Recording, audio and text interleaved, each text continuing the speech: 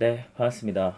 우리 시험 친지 얼마 안 지났는데, 3학년 2학기라고 한 시간은 정말 많은 일들이 있고 빠르게 빠르게 흘러갑니다. 우리 이제 졸업을 준비해야 되는 거기도 해서 이제 고입 진학 때문에 시험을 우리 곧장 치죠. 3주 후에, 아니죠. 이제 거의 2주 가까이 남았죠. 또 치기 때문에 안타깝게도 우리는 곧장 또 시험 준비를 해야만 합니다. 그래서 우리 2차 고사 시험 범위를 한번 나가보고자 합니다. 사실은 저는 좀 천천히 할까 싶었는데 우리 반 놈이 한 놈이 연락이 와가지고 쌤 올려주세요 하는데 이거를 공부를 하겠다는데 그 기특한 마음을 제가 저버릴 수 없어가지고 한번 해보겠습니다. 자, 기본적으로 우리 조선 후기입니다. 우리 1차 고사 때는 조선 전기를 했고, 이제 조선 후기인데, 이 전기와 후기를 나누는 기준은 바로 양난이라고 했잖아요. 그래서 외란과 호란, 아주 긴 전쟁, 을 겪고 나서 조선 후기에 너무나도 많은 변화가 있어요. 그래서 그럴 정도, 그게 기준이 될 정도니까, 그래서 전기와 후기는 정말 다른 모습이 나타나거든요. 그게 어떤 식으로 바뀌었는지, 먼저 이제 정치적으로 어떻게 변했는지, 그리고 사회 경제적으로 어떻게 변했는지, 문화적으로 어떻게 변했는지 이렇게 쭉 한번 볼 겁니다. 자, 먼저 정치적인 변동을 한번 보겠습니다. 자, 조선의 기본적인 정치 기구는 의정부 그리고 육조 체제잖아요. 그걸 완전히 뒤바뀌게 되게 된 것은 바로 전쟁 때문이에요. 그래서 전쟁 동안에 특히 이제 외란을 거치게 되면서 원래는 비변사라고 하는 이 기구는 그냥 원래는 이거예요. 임시예요. 임시. 국방과 군사 문제 논의하던 임시회의 기구였으나 외란 때 처음 생기고 나면서 임시로 생겨야 고 전쟁이 끝나면 끝났어야 돼. 없어졌어야 됐는데 외란도 두 번이나 있었죠. 그리고 호란도 두 번이나 있었죠. 이런 걸 이제 쭉 양난을 겪게 되면서 조직이 계속 확대 개편되다 보니까 결국은 이제 하나의 국가의 중요 정책을 논의하고 결정하는 아주 하나의 단일적인 기구로 변질되어 버립니다. 여기서 그냥 거의 모든 국정을 다 총괄하게 돼요. 그래서 그게 좀 문제가 된다라고 보면 되겠고, 그래서 기존의 의정부 육조 체제는 좀 유명무실해지는 이런 상황이 생겨납니다. 그리고 나중에 우리 배웠지만 세도 정치 시기에 요 비변사의 요직을 요 세도 가문이 다 독점을 하게 되면서 나타나는 정치적인 병폐가 너무나도 많은 것이죠. 자, 그리고 우리가 외란 때 군사적으로 너무나도 일본에게 탈탈탈 털렸잖아요. 이게 우리가 이제 전쟁에 대한 대비가 제대로 안 돼 있었다는 것이고 기존에 우리가 군력이라고 하는 이 체제로는 사실 전쟁 준비가 제대로 되지 않는다는 걸 이미 경험했죠. 그래서 직업군인으로 구성된 이 군대를 좀 편성을 해야겠다라고 해서 생겨난 게 바로 훈련도감입니다. 그래서 요 체제는 이제 삼수병이라고 포수, 사수, 살수 이렇게 세 개의 병가가 주축이 돼서 이제 만들어진 거고 특징은 그냥 모병제 직업군인이었다라고 정도만 받으면 될 것 같습니다.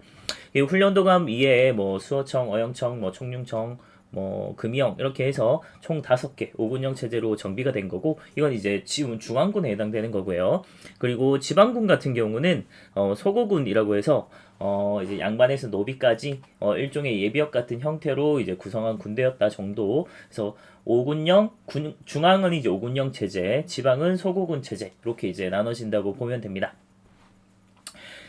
그 다음에, 제도적으로도 많은 변화가 나타나요. 그러니까 기존에, 조선의 세금 조세를 거두는 이 제도가, 전쟁 전에는 사실, 뭐, 그렇게 뭐 풍족하게 살진 않았지만, 뭐, 농토가 항폐화되고, 많은 사람이 죽고, 뭐, 이런 상황이 나타났잖아요. 그래서 전기에 비해서 후기에는 이 세금 제도를 좀 바꿔줄 필요가 있었어요. 그래야 농민의 생활도 안정시키고, 그런 상황에서 국가재정도 어느 정도 또 확보할 수 있는 그런 방법이 필요하게 된 거죠. 그래서 기본적으로 조선 후기 때 나타난 이 제도의 개편들은 기존의 정기, 그때 있었던 세금 제도를 조금 부담을 줄여주는 체제로 바뀌게 된다라는 게 기본 생각이다라고 보면 돼요. 그래서 영정법이라든지 대동법이라든지 뭐 균역법이라든지 이런 걸 이제 시행하게 된 건데 넘어가기 전에 6조에서는 비변사에서는 모든 국정을 다 총괄했다 정도 기억을 해두시면 됩니다. 요거 세금제도 바뀌게 되는 거는 나중에 다시 우리 세금제도 얘기 나올 때 한번 보도록 하겠습니다. 정치 쭉 하고 있으니까 붕당 정치 한번 봐야 될 것 같은데 붕당을 우리 조선 전기 때는 뭐 동인, 서인 이렇게 나뉘게 되고 그 동인이 또 남인과 북인으로 나뉘게 되는 이런 상황까지 봤어요.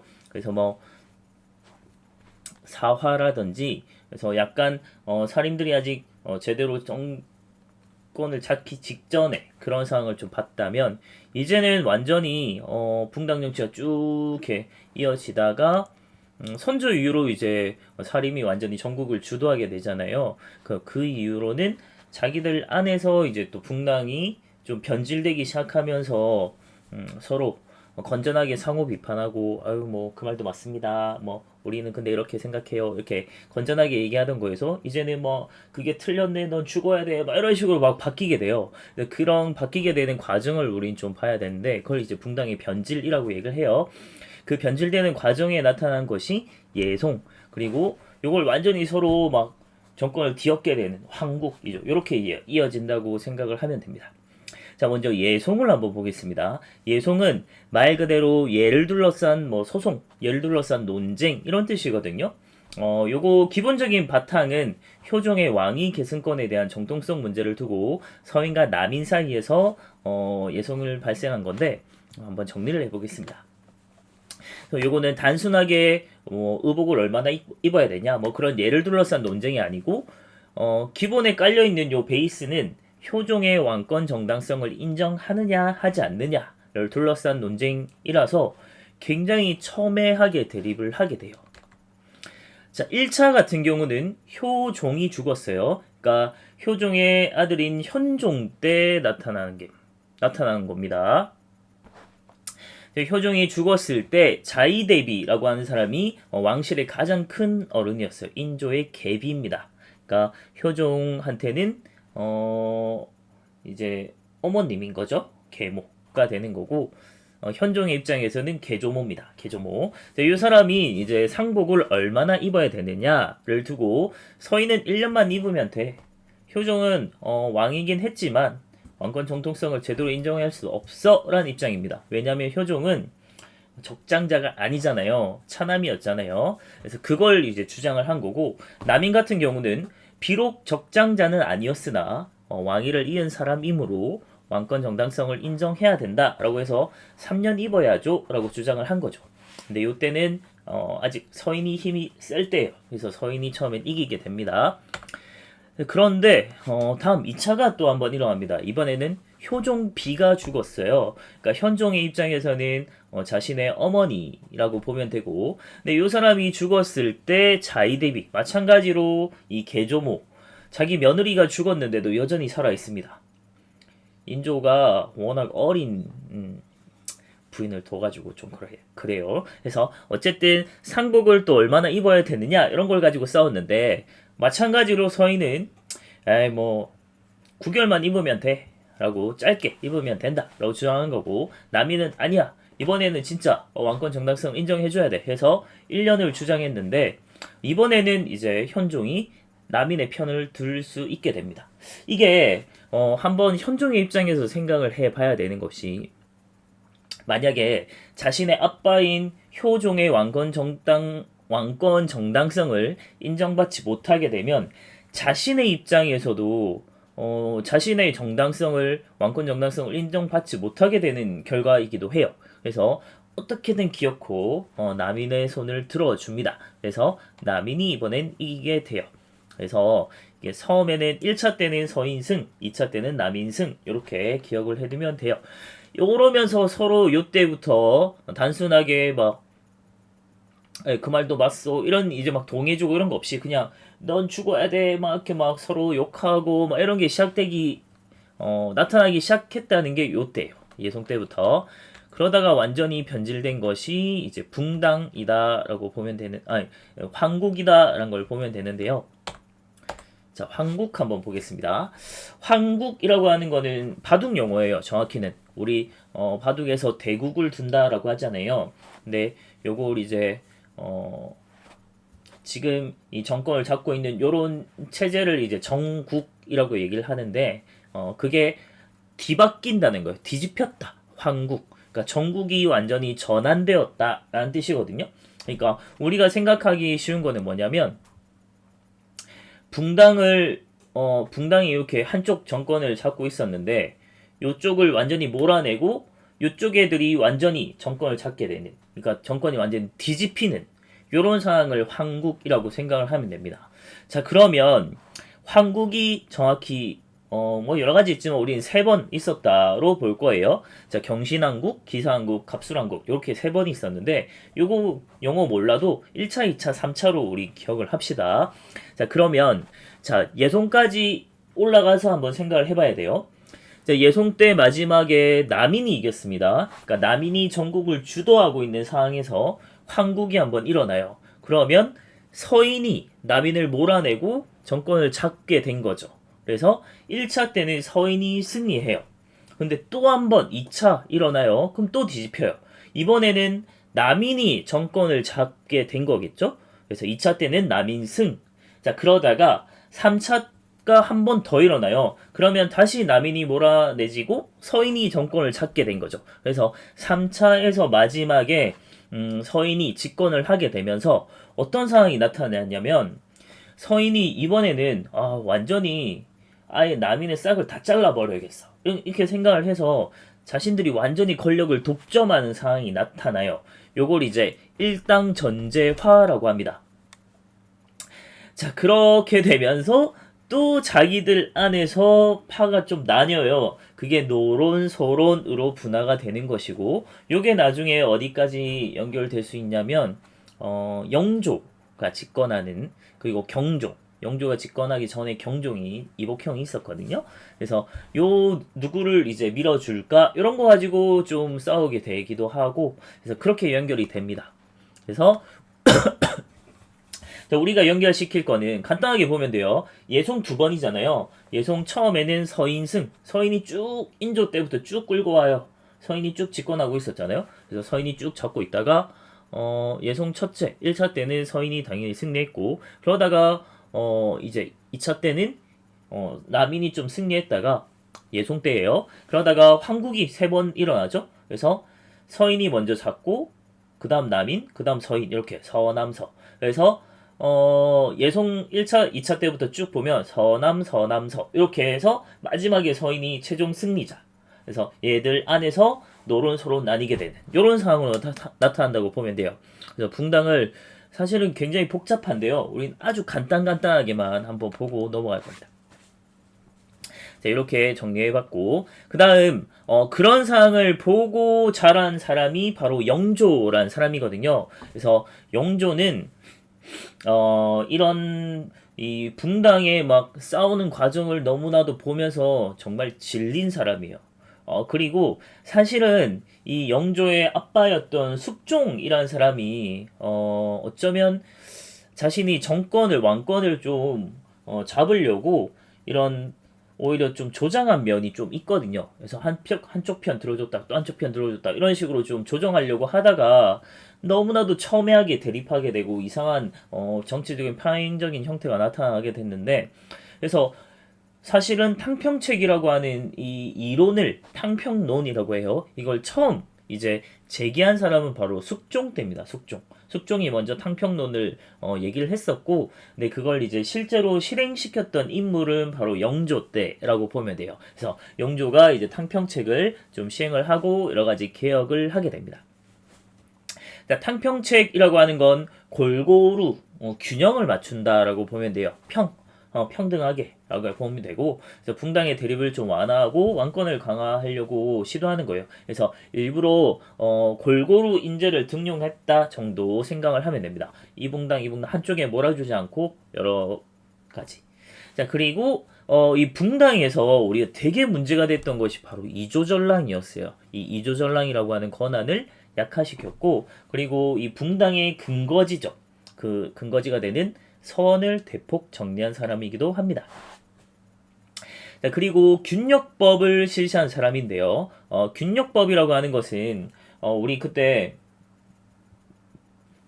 수업 때도 했었는데 요때 역이라고 하는 건 군역을 뜻해요. 그래서 군역이 원래 군역의 폐단이 되게 심하다고 했잖아요. 우리 뭐 인징, 족징, 뭐 백골징포, 항구천정 이런 거 있었잖아요. 이제 그런 것도 이제 나중에 뭐 삼정에 물러날 때 나오는 거긴 하지만 사실 이 군역에 대한 부담이 되게 컸었는데 원래는 이제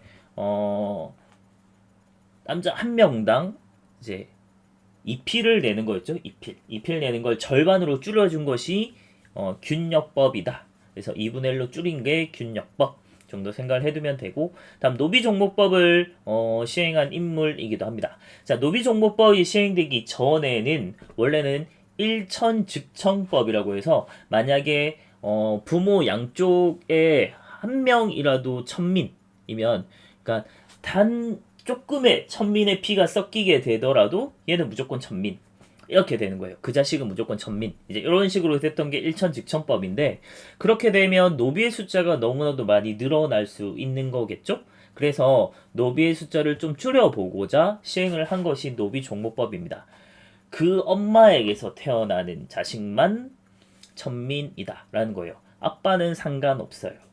엄마가 천민이면 그 자식은 노비가 되는, 천민이 되는, 그게 노비 종목법이고, 이런 걸 시행한 이유는 무엇이냐라면 세금 때문이에요. 나중에 우리 그 사회에서 신분제 변동되는 거, 동요되는 거 봤었는데 보면 양반의 숫자가 대폭 늘잖아요. 막 70%까지 늘고 상민의 숫자가 한 30%도 안 돼요. 전체 인구에. 자, 그러다 보니까 세금 부담이 너무나도 커져요. 양반은 세금을 안 내거든요. 이것들은 특권층이라. 특권층이 70%가 넘어요. 세계 나라 인구에. 말이 너무 안 되는 거죠. 그래서 이 상민의 숫자를 늘리려면, 그렇다고 해서 양반을 갑자기 상민으로 끌어낼 수는 없는 상황이고, 그래서 노비를 될 수 있는 방법을 줄여버린 거죠. 노비의 숫자를 줄여서 상민의 숫자를 늘리면 국가 재정을 좀 더 세금 낼 사람이 늘어날 수 있겠다라는 걸 생각한 사람입니다. 그리고 청계천을 정비하기도 했고, 그래서 농민 생활을 좀 도모했던, 안정을 시키려고 했던 사람이기도 합니다. 그리고 각종 편찬 사업 이런 거 했는데, 영조 때 이제 우리가 경국대전이 완성이 된 것이 바로 성종 때예요. 그러니까 조선 전기 중에서도 거의 초기쯤에 해당이 되니까 시대가 꽤 많이 흘렀어요. 시간이 많이 흐르다 보면 사회도 발전을 하게 되면서 새로운 법들이 필요해요, 사실. 근데 그런 부분이 제대로 안 돼 있다 보니까 그렇다고 해서 완전히 새로운 이제 법전을 펼쳐낼 수는 없는 것이고, 그래서 여러 가지 개정판, 약간 후속 법전 이런 걸 좀 만드는 게 속대전이에요. 그러니까 대전에 속하는 이제 후속으로 만든 개정판 같은 거 정도 벌 만든 게 속대전입니다. 탕평채 이런 거 만들기도 했고요. 군역법, 군역에 관해서 균역법. 자, 그 다음 영조의 아들 아니죠. 아들은 사도세자. 아주 슬픔을 갖고 있는 그 비운의 사도세자. 그 자식이 바로 정조이죠. 그래서 영조는 자신의 아들이 아니고 손자에게 왕위를 물려주었고요. 그만큼 왕위를 오랫동안 했던 인물이기도 하죠. 자, 그 다음 정조 때는 사실 정조는 어릴 때부터 자신의 아버지가 이 붕당의 폐로 이제 정말 뒤주에 갇혀 죽는 좀 그런 상황도 좀 보게 되고, 그래서 왕이 됐을 때 더 강력한, 더 적극적인 탕평책을 시행한 인물이기도 합니다. 사실 영조는 제가 수업 때 얘기했지만 이 경종이 됐던 그 당시 왕세자, 그리고 영조는 원래는 왕이 될 수 없었던 인물이죠. 이제 요 사람 간에 되게 좀 왕위 다툼이 꽤 있었고, 약간의 비하가 있었던 것이, 경종이 되게 조금 의심스럽게 죽잖아요. 그래서 그런 과정에서 영조가 왕이 될 수 있었던 배경에는 사실 노론의 지지가 있었기 때문에 가능했던 것이었고, 그러다 보니까 영조는 탕평책을 시행을 하면서도 노론을 완전히 떼어놓을 수 없는 상황이었거든요. 하지만 정조는 다른 거죠. 정말 자신의 힘으로 이제 왕위를 잇게 된 것이고, 그래서 더욱 강력한 탕평책을 시행하고 자신의 정치적인 기반 그리고 군사적인 기반 이런 거 다 갖춰가면서 엄청나게 개혁 정치를 했던 인물이기도 합니다. 스스로도 워낙 문무를 다 겸비했던 대단한 왕이기도 했고, 저는 뭐 정조를 굉장히 높게 평가하는 사람 중에 하나거든요. 그래서 세종대왕, 그다음 이제 정조대왕, 전 이렇게 붙일 수 있을 정도로 대단한 인물이라는 생각이 듭니다. 물론 문종이 정말 뛰어난 사람이었는데 안타깝게도 천재는 좀 단명하는가 보죠. 어쨌든 이 사람은 자신의 정치적인 기반을 만들려고 규장각이라고, 규장각 자체는 사실 왕실 도서관입니다. 왕실 도서관을 만들어서 여기에다가 자신의 이제 새로운 관료들을 좀 만들어서 이제 정치적인 기반을 좀 만들려고 했거든요. 그래서 이제 초기 문신제라고 능력 있는 이제 하위 관리들 중에서, 그리고 젊은 관리들을 좀 뽑아가지고 자기가 재교육시키는 거예요. 그래서 자신의 세력 기반으로 만들었던 게 바로 초기 문신제라고 보면 됩니다. 요때 뭐 서울이라든지 능력 있으면 얼마든지 뽑았었어요. 그래서 뭐 박제가라든지 이런 사람들 막 들어오기도 합니다. 자, 그 다음 자신의 개혁 정책을 상징하는 도시로 만든 아주 계획 도시가 바로 화성이죠. 수원의 화성. 제가 개인적으로 정말 좋아하는 곳 중에 하나가 요 수원 화성입니다. 수원 화성을 제가 처음 갔을 때 딱 보고 이제 낮에 처음에 봤을 때도 와 좋다 했었는데, 밤에 야경을 보면서 이렇게 거닐고 하면서 정말 좀 반했거든요. 와, 수원 화성 정말 멋진 곳이다 라는 생각을 했고, 그 이후에도 제가 여러 번 계속 찾아가고 할 정도로 정말 좋은 곳이에요. 너무 아름다운 곳이에요. 예쁘고 뭔가 되게 좋아요. 산책하기도 좋고. 네, 어쨌든 이 수원화성을 만들 때 뭐 정약용의 거중기가 사용된다든지, 그리고 여기에 여러 가지 뭐 상업 도시나 이런 것들, 자신의 개혁 정책을 막 펼치는 정책들을 많이 하거든요. 그런 것도 좀 볼 수 있고, 나중에 조금 더 설명을 하겠습니다. 그 다음 서울도 막 등용했고, 노비에 대한 처우도 개선했고, 이런 것들을 했습니다. 자, 그리고 빼놓지 않고 좀 봐야 되는 것이 장용령이라고 하는 것입니다. 그러니까 정치적인 기반만 있다고 해서 힘이 없잖아요. 그래서 실질적인 힘이 필요하려면 군사적인 기반이 필요로 해요. 그래서 만든 것이 바로 장용령이라고 하는 것입니다. 이 장용령은 자신의 친위 부대라고 보면 되고, 왕 아래 직속의 친위 부대를 두면서 군사적인 기반을 삼았다라고 보면 돼요. 수원화성. 자, 하지만 제가 영종조의 이 탕평책을 그렇게 높게 평가할 수 없는 부분이 바로 이런 점이에요. 그러니까 일시적으로 얘들이 정치를 할 때, 그러니까 이분들이 정치를 할 때까지는 어느 정도 사회가 굉장히 안정화된 건 맞아요. 근데 그건 사실 강력한 왕권으로 이 신하들을 좀 찍어 누르고 있었던 것이지, 뭔가 대단하게 뭐 붕당을 완전히 근원을 해결한 것은 아니라는 거죠. 그러니까 일시적으로 찍어 누르고 있었고, 그래서 정조 사후에 어린 순조가 즉위했을 때 오히려 말도 안 되는 세도 정치가 나타나게 되는 한 배경이 되기도 해요. 그러니까 붕당 이게 탕평 정책하면서 이제 완전히 강력한 왕권에서 이렇게 쭈그리고 있던 이 신하들이 엄청 대대적으로 이제 자신들의 막 힘을 과시하게 되고 이런 것들을 하게 되는 게 바로 세도 정치라고 보면 되거든요. 그래서 오히려 이 세도 정치를 정조가 그걸 생각한 것까지는 아니겠지만 만들게 된 일정 정도의 배경을 좀 제공을 하는 게 바로 영종조 때 이 탕평책이기도 합니다.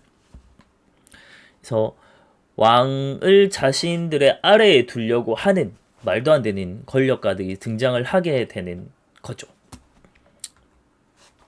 자, 그 세도 정치를 한번 보겠습니다. 자, 세도 정치라고 하는 것은 조선 후기, 자, 19세기 한 명 아니면 혹은 극소수의 건세가를 중심으로 국가가 운행되던 파행적인 정치 형태입니다. 물론 이제 한 명 뭐 이런 건 아니에요. 근데 요거는 소수 가문이 권력을 장악해서 완전히 자기들 마음대로 왕을 아래에 두는, 왕보다 더 위에 있는 존재가 되어버리는 이런 상황이 나타나는 것이죠. 자, 순조부터 시작해서 헌종, 철종 60여 년간 이루어진 형태였고, 요거는 이제 주 가문이 요래요. 순조 때는 안동 김씨였고요. 김조순이란 놈.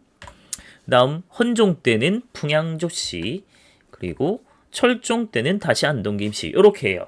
근데 요걸 보면 알겠지만 제가 김조순, 뭐 조만영, 김문근에서 뭐 왕비들의 다 이제 왕한테는 장인어른이 되는 거잖아요. 그러니까 왕실 외척 가문이 되어서 이걸 이제 배경으로 해서 왕보다 더 위에 있는 존재가 되어 버렸다라는 겁니다. 자, 요 사람들 앞서 얘기했지만 비변사 이런 걸 통해서 주요 관직을 독점하고 군령도 장악하고 하면서 왕권이 너무나도 약화되고 지배체제가 붕괴되고 정치가 개판이 되는 상황이 나타납니다. 자, 패단을 한번 보겠습니다. 정치 기강이 완전히 문란해져요.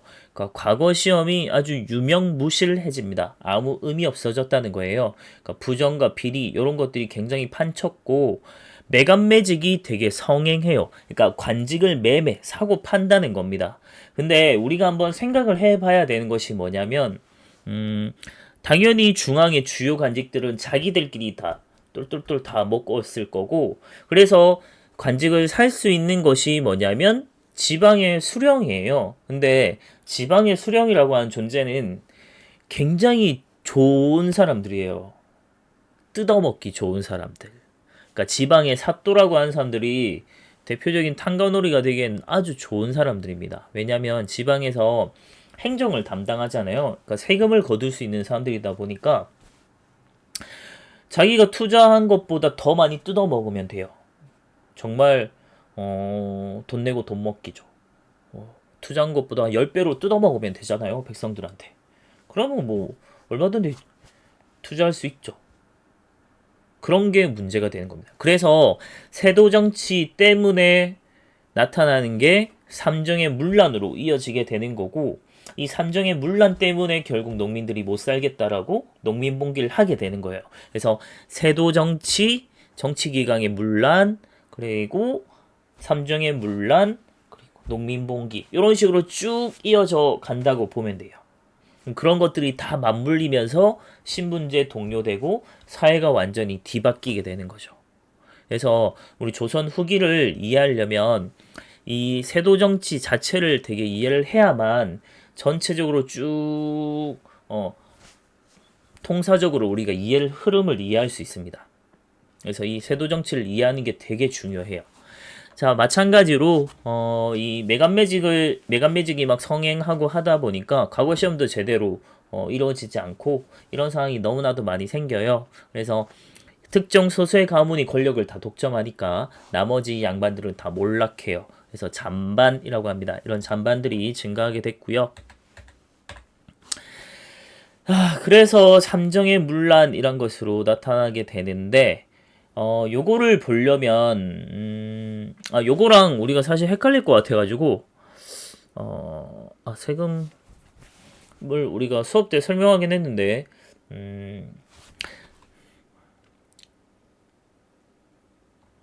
요때 제가 설명을 하려고 하니까 여러분들 좀 헷갈릴 것 같긴 한데 그래도 우리 수업 때 한 거니까 다시 한번 보겠습니다. 자, 기본적으로 이제 세금 제도라고 하는 것은 토지세가 있고, 그리고 공납역, 요게 우리 기본적인 세 개의 세금이에요. 원래 조선의 조세 제도라고 하는 건 우리 수업 때 한 거 기억날 겁니다. 그래서 요 화면 말고 제 말로 들어요. 그래서 토지세, 기본적인 토지세랑 그리고 공납역 요렇게 이루어진 것이 조선의 조세 세금 제도인데 토지세는 기본적으로 수확량의 한 10분의 1 정도를 거두는 것이 기본 원칙이었어요. 근데 전쟁이 막 일어나기 전에 농토가 항폐화되기 전 요때는 사실 뭐 10분의 1 걷어도 뭐 그래도 힘들었지만 살만했어요. 근데 지금 워낙 살기 힘든데 10분의 1까지 막 걷어 가버리고 이러면 너무 힘드니까 그래서 또 이제 풍년일 때도 있고 흉년일 때도 있고 하잖아요. 그래서 그런 거 상관없이 그냥 1결당 4두로 고정을 시켜요. 그것이 영정법입니다. 영정법. 그래서 영정법은 토지세에 관한 거, 그러니까 1결당 토지 1결이라고 한 단위예요. 1결당 4두로 고정을 시킨 게 영정법, 영원히 고정한다 이런 뜻이고요. 그리고 공납 같은 경우는 우리가 생각을 해보면 공납은 기본적으로 이제 특산물 바치는 거예요. 우리 뭐 임금님께 진상한 뭐 음식, 뭐 상품 이런 것들 얘기하는데 그런 게 이제 특산물이에요. 근데 보통은 원래 어떻게 됐냐면 세금을 우리 조선 전기 때 세금 얘기했죠. 그럼 이해할 텐데. 공납을 이제 내는 게 원래는 이제 집집마다가 기준이에요. 집집마다 기준이고 어떤 식이냐면 집집마다 너 뭐 구해야 너 뭐 구해야 이렇게 정해줘요. 그러면 직접 이제 그걸 구해다가 그 현물로 이제 갖다 바치는 요런 형태가 이루어지는데 요걸 내기가 너무 구하기도 쉽지가 않고 만약에 잘 구할 수 없는 거면 정말 되게 웃돈을 주고 사야만 하고 이런 상황이 나타난 거죠. 굉장히 부담이 컸어요. 그리고 어떤 문제가 생기냐면 이 방납이라고 해서 이 공납을 중간에서 관리가 막아요. 내가 대신 내줄게 하고 막고 해방 놓는다는 겁니다. 방납 막을 방자인데요. 공납을 막고 그렇게 어렵게 구해왔는데 막고 내가 이미 냈어 해놓고 나한테 대신 내 하면서 각종 수수료 이런 걸로 되게 많이 뜯어가요. 그런 것들이 이제 방납인데 이런 걸 좀 없애기 위해서 그리고 이 공납에 좀 농민들의 어려움을 좀 해결하고자 시행을 한 것이 바로 대동법이죠. 광해군 때 시행한 건데 대동법을 시행을 하게 되면 현물로 직접 내게 되는 게 아니고 대동미, 그러니까 쌀이나 농민들이 쉽게 구할 수 있는 아니면 옷감이나 아니면 돈으로 대신 낼 수 있게, 그러니까 조세를 급납하 대금으로 대신 지불한다. 우리 지금 세금을 그냥 돈으로 이렇게 내듯이 그렇게 이제 내게 되는 게 대동법이에요. 근데 중요한 것은 이 원래는 집집마다가 이제 기준이었다면 대동법을 시행하면서 기준을 토지로 잡아요. 토지에다가 부과하는 것으로 바뀌었기 때문에 그러면 한번 생각해 보세요. 농민들 입장에서 토지가 없으면 안 내도 되는 거예요. 그래서 이 정말 힘든 농민들에게는 부담이 되게 줄게 되었다라고 보면 되고, 그리고 이제 그러다 보니까 이 지주들, 그러니까 땅을 가진 이 양반들이 굉장히 불만을 많이 가졌겠죠. 그래서 대동법이 처음 경기도에서만 이제 시범적으로 시행이 되다가 전국적으로 이제 확대를 시켜야 되는데 너무나도 반발이 심해가지고 전국적으로 확산되는 데까지는 정확히 100년이 걸려요. 100년. 그러니까 광해군이 처음 대동법을 시행하고 나 해서 전국적으로 확산되는데 정확히 진짜 딱 100년 걸립니다. 그래서 그만큼 지주들의 반발이 너무 심했고 그 기준이 토지 라는 점에서 출발한다 라는 거 좀 생각을 하면 됩니다. 그리고 우리가 좀 맞물려서 생각을 해야 되는 게 대동법을 시행하게 되면 그러면 이제 어떻게 바뀌냐면, 그러니까 정부는 이제 돈을 받는 거잖아요. 농민들한테서 공납에 해당되는 돈을 이렇게 받게 되고, 뭐 만약에 쌀로 낸다고 치면 대동민은 1결당 한 12두 정도였다고 합니다. 와, 후덜덜하죠. 토지세에 거의 뭐 3배니까 어마어마하죠. 어쨌든 그런 이제 그런 걸 받아서 어쨌든 이 정부에 필요한 여러 가지 물품들을 사야만 하는 거잖아요.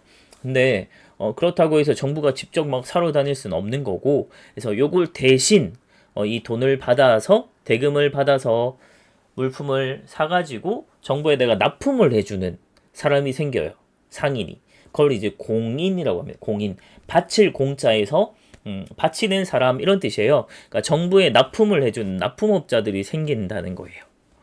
근데 그러다 보니까 여러 사람들이 막 시장에 다니면서 물품을 사기도 하고, 그래서 수공업자에게 돈을 주고 이 물건을 만들게 하면서 주문을 받아가지고 그걸 가지고 또 정부에 이제 납품을 해주고 이러면서 상업도 발달을 하게 되고 수공업도 되게 발달을 하게 되고 이러면서 조선 후기에 여러 가지 상공업이 되게 발달하게 되거든요. 그 배경에는 요 대동법에 시행되면서 공인이라고 하는 사람이 등장하게 되는 요것도 되게 커요. 그래서 같이 한번 연결해서 기억해 두고, 그리고 우리 이제 마지막 역 같은 경우는 되게 욕 같은데, 역 같은 경우 노동력이죠. 노동력을 제공하는 방법은 요역과 군역이 있어요. 근데 요역은 뭐 나라에 뭐 공사 있으면 불러다가 막 일 시키고 이러는 거고요. 뭐 다리 만들어 여기 성사 이렇게 시키는 거고요. 문제가 되는 건 군역이에요. 지금도 군대 가기 싫잖아요. 그래서 우리 막 영화도 보고 했는데 뭐 대리군 이런 걸 보낸다든지 군대에 가기 싫어서 대부분 이제 군대 가는 대신에 포를, 그러니까 옷감을 대신했다고 했잖아요. 그걸 이제 방군수포라고 얘기를 했는데 사실은 그게 불법인데 하나의 그냥 세금 거두는 제도처럼 바뀌어져 버려요. 그래서 당연하게 그냥 군대 군역의 대가로 이제 포를 내는 게 중심이 됐고, 그래서 이제 그게 사람 한 명당, 남자 한 명 한 명당 이제 두 필 내던 걸 1필로 줄여줬다고 했잖아요. 이제 그런 상황이 나타났던 게 이제 균역법이었던 거고, 그런 기본 베이스를 가지고 지금 이제 삼정의 문란 한번 보도록 하겠습니다. 자, 그래서 영정법이라든지 대동법이라든지 아니면 이제 뭐 균역법 이런 걸 통해서 세금 부담을 이전보다는 훨씬 줄여주는 제도로 나아갔다라는 거예요. 근데 문제는 이게 세도 정치 시기가 되면 완전히 이 세금 제도에 대해서 관리들이 되게 장난치면서 문란해지는 상황이 나타나요. 그걸 이제 삼정의 문란이라고 얘기를 합니다. 자, 요때 말하는 세 가지 세금은 앞서 얘기했던 토지세, 공납, 역이랑은 조금 달라요. 요때 말하는 거는 토지세에 해당되는 전정, 그리고 군포에 해당되는 군정, 그리고 황곡이라고 하는 게 우리 딱 드디어 나와서 이걸 환정이라고 얘기를 하는데, 황곡이라고 하는 거는 조금 달리 봐야 돼요. 요거는 나중에 한번 설명해보고, 일단 기본적으로 토지세 전정 같은 경우는 우리 앞서 얘기했듯이 1결당 4두로 고정시켜 줬다고 했잖아요. 세금 부담을 줄여 줬는데 문제는 요 법이 딱 그렇게 정해져 있다 하더라도 중간에서 관리들이 장난을 치는 게 문제가 되는 거예요. 사실 삼정의 문란은 앞서 얘기했지만 세도 정치 시기에 지방의 수령으로 뭐 매간매직해서 오는 이제 탕가놀이들이 와서 자기들이 기존에 있는 법보다 더 많이 뜯어가고 이런 것들이 막 생겨나거든요. 자, 토지세는 어떻게 나타났냐면 쌀을 이제 내는 거잖아요. 걷어가는 건데 운반료를 받아요. 보관료를 받아요. 그리고 쌀은 썩어 없어지잖아요. 그래서 그걸 보충해야 된다고 또 보충료를 받아요. 와, 내가 운반하는데 너무 힘들어. 밥도 좀 사 먹고 주막 가서 좀 술 한잔 해야겠네. 이러면서 또 수수료를 뜯어요. 그런 식으로 해서 각종 말도 안 되는 수수료를 막 뜯어가요. 그게 이제 토지세 문란이라고 보면 되겠고, 그 다음에 군역 같은 경우는 더 심했죠. 군역 같은 경우는 어떤 문제가 생겨나냐면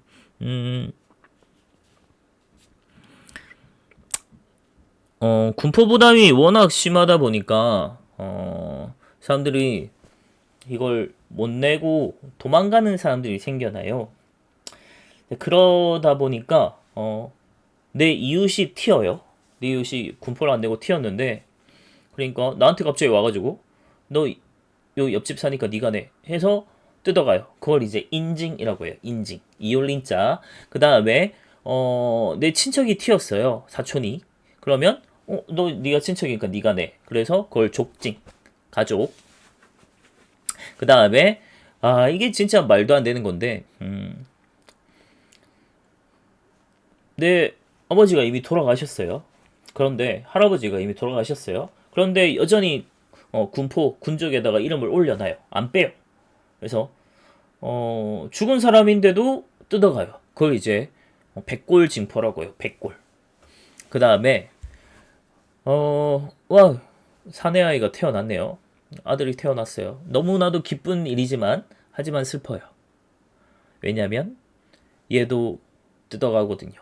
그걸 황구첨정이라고 합니다. 황구는 애들 신생아 처음 완전히 태어났을 때 아직 피가 덜 돌았다 해서 입이 노랗다 해서 황구라고. 황구는 어린 아기를 뜻해요. 이게 원래 군역에 해당이 되는 거는 15세부터 60세 성인 남자거든요. 근데 그냥 남자면은 다 내게 하는 거예요. 그래서 황구첨정. 이런 식으로 사내 아이가 태어났다고 해서 그냥 바로 군적에 올려가지고 뜯어가고 이런 상황이 나타났던 게 군역의 문제죠. 네, 요걸 이제 그래서 이런 상황을 그린 이제 시도 있다고 했잖아요. 애절량이라고 정영우 형이 쓴 시에 보면 정말 너무나도 말도 하기 싫습니다. 그런 슬픈 사연이 있죠. 그래서 그럴 정도로 너무나도 심각했던 게 이 군역의 문란이었고 그 중에서도 가장 극심한 피해를 줬던 것이 바로 이 환곡입니다. 환곡의 문란. 자, 이게 여기 나와 있지만 원래는 구휼제도입니다. 구휼이 뭐냐? 가난할 때 좀 백성들을 살리기 위한 그런 제도라는 뜻이거든요. 그러니까 농민들이 좀 살기 힘들 때 먹고 살 게 되게 떨어지는 시기가 있어요. 그걸 춘궁기. 이제 겨울 동안 이제 농사를 못 지었으니까 가을에 추수한 쌀 가지고 먹고 살다가 그게 떨어지는 시기가 와요. 봄에 농사 짓기 전에 그걸 딱 이제 춘궁기라고 하는데 그 시기에 이제 정말 먹고 살기 힘들어 가지고 그런 농민들을 위해서 싸게 이제 정부에서 쌀을 빌려주고 아주 작은 이자로 나중에 추수한 이후에 대갚아서 이제 먹고 살 수 있도록 해주는 일종의 복지제도예요. 복지제도.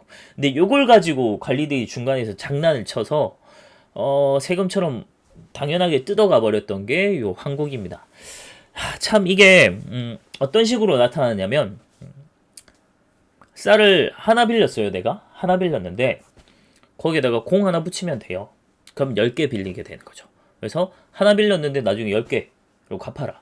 그래서 고리대처럼 된다든지 아니면 안 빌렸는데 올라가 있어요. 그래서 나 안 빌렸는데요?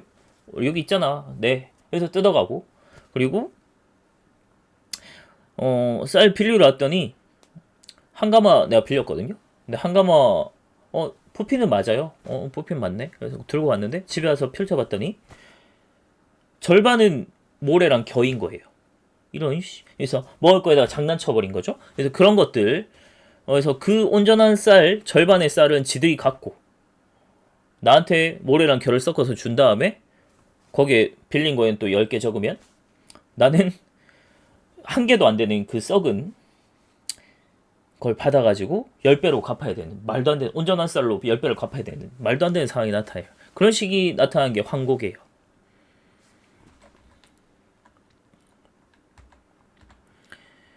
대동법 이렇게 보면 되고요.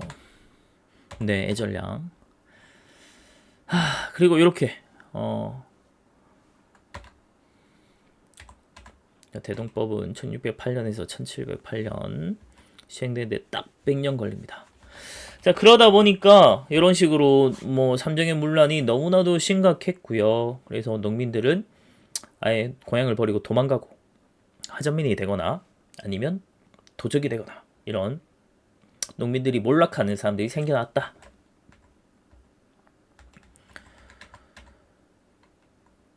그래서 농민봉기가 나타난다라고 보면 되는데 요 농민봉기까지 설명하기는 너무 힘들 것 같은데 40분 벌써 넘었네요. 농민봉기는 다음에 하겠습니다. 일단 여기까지 할게요. 너무 힘듭니다.